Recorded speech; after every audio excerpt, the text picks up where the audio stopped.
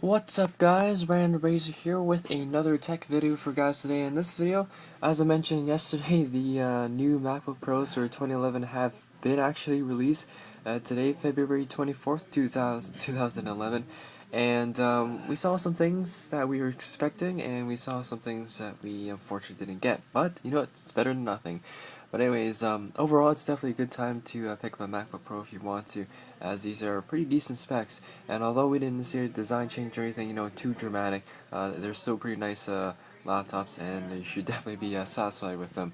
But anyways, in this video, we're just gonna do a little quick comparison of the entry level 13 and 15, and let you guys know what has changed. First off, the Intel Core processors have been upgraded. The 13-inch entry level MacBook Pro has finally got rid of the outdated Core 2 Duo and been replaced with the 2.3 GHz dual-core Intel Core i5 processor, which is definitely a surprise. I thought it was gonna get the i3 or something like that, but it's definitely a nice jump. So for those of you who've been holding back on a 13 because of the outdated processor, now is definitely a good time to pick one up. Now the downside with this though is you don't get the NVIDIA graphics card anymore. However, you do get the Intel HD graphics card 3000 series. So whether or not that's good or not, I think it's okay for the 13-inch model, as the 13-inch model is great for, you know, basic stuff, watching YouTube, email, stuff like that. Maybe light video editing and light photo editing on iPhone and iMovie. But you know, if you're looking to do heavy video and photo editing, definitely look towards the higher end models here. The other thing we got is a jump from hard drive space from 250 to 320 gigabyte 5400 RPM hard drive, and for some reason all the MacBooks have decreased in battery life, and I'm not really sure why. It was 10 hours for the 13-inch last year, and it was like 8 or 9 hours for the 15 and 17-inch.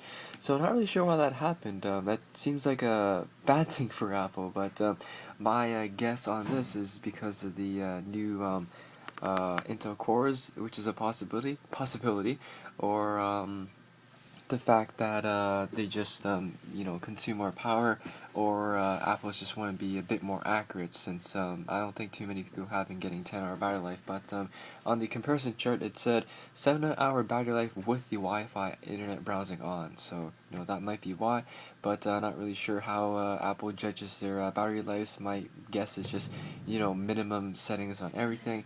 But you know, it's all of them have went down to 7 hours. So, but even though it is 7 hours, it's still better than most, you know, other laptops out on the market. And the other thing that all the MacBooks did receive, which isn't mentioned in these specs here, is the HD FaceTime Camera, which I'm assuming they renamed it from the iSight camera. So the webcam quality is a lot better now, which is a really nice touch, because then I can record better YouTube videos.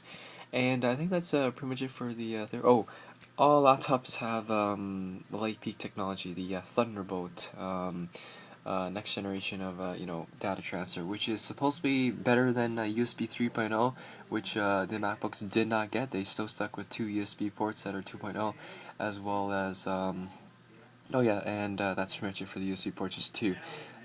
So yeah, Lightpeak technology is really nice. However, not a lot of stuff out there even has it yet. I don't think so. You're not gonna really be taking advantage of that, unfortunately, until maybe later this year.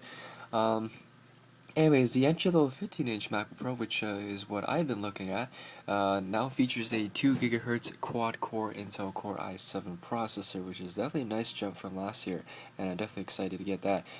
All MacBooks still feature 4 gigabytes of standard RAM.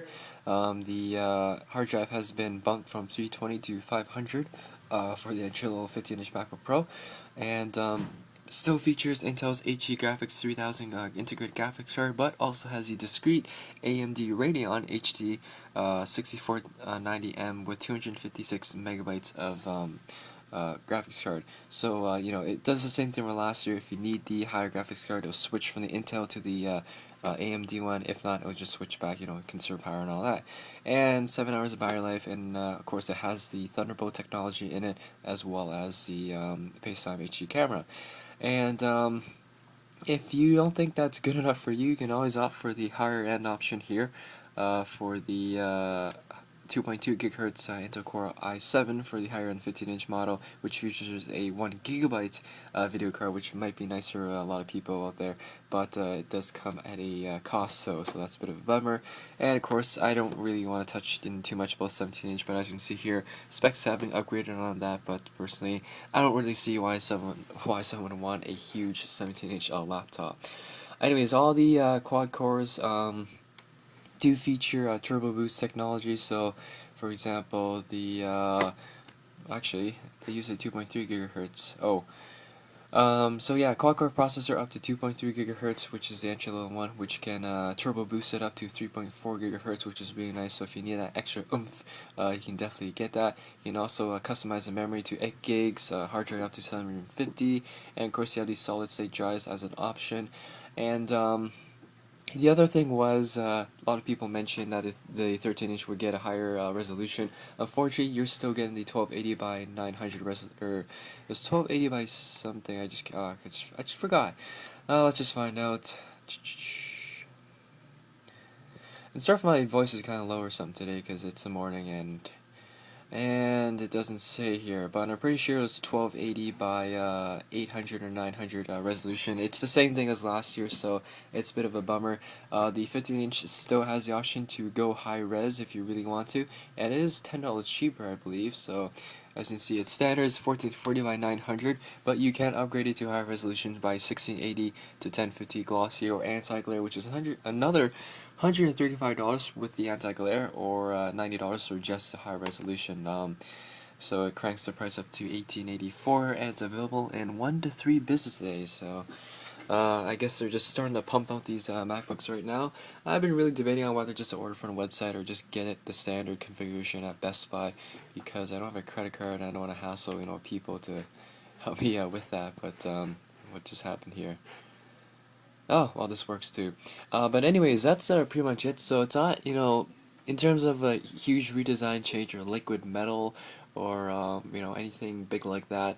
Unfortunately, we didn't see that this time around. We probably won't see that until at least next year. So, but personally, I think it's definitely still a great time to pick up a MacBook Pro. This design has been running for pretty much 3-4 years now, and it's kind of like buying a used car. Would you rather buy an '85 Buick or a 1990 Buick? I'm just using mine as an example. So, if you want to buy one, also pick the last year one, because any bugs that have occurred throughout the models, they've been worked out by the company by the last model. So that's the same thing with the MacBooks here. If anything's been wrong with them, any bugs or anything, I heard the 2009 models had an issue with the hinge becoming loose over time. So, and they fixed that apparently in the 2010 models. That's what I just read. I don't know if that's true or not, but that's just, an example with the MacBook. So now it's definitely a great time. It's definitely still a great design. A lot of manufacturers out there, like, not bashing Windows or anything, but like HP, for example. Their HP Envy laptops look very, very similar to the MacBook Pro, so I just, throwing that out there. But it's still a great design, and it's still, still pretty cool design, and I'm still picking mine up. Well, at least I have to, because I sold mine, and I want to pick mine up now. But anyways, I'll probably be going for the 15-inch MacBook Pro with the Core i7 2 GHz mono 500 GB hard drive for $1749. I'm still debating on whether or not to get the anti-glare or not, because it's just a bit of more hassle to get that, because I have to get it online. But anyways, that's pretty much it for this video. Hope you guys enjoy this, and the new 2011 MacBook Pros have been released, so I'll definitely be picking one up. So hit that subscribe button if you haven't already. We'll be seeing some unboxing videos, review videos, and all that. And that's it for this video, and I'll see you guys in the next video. Peace.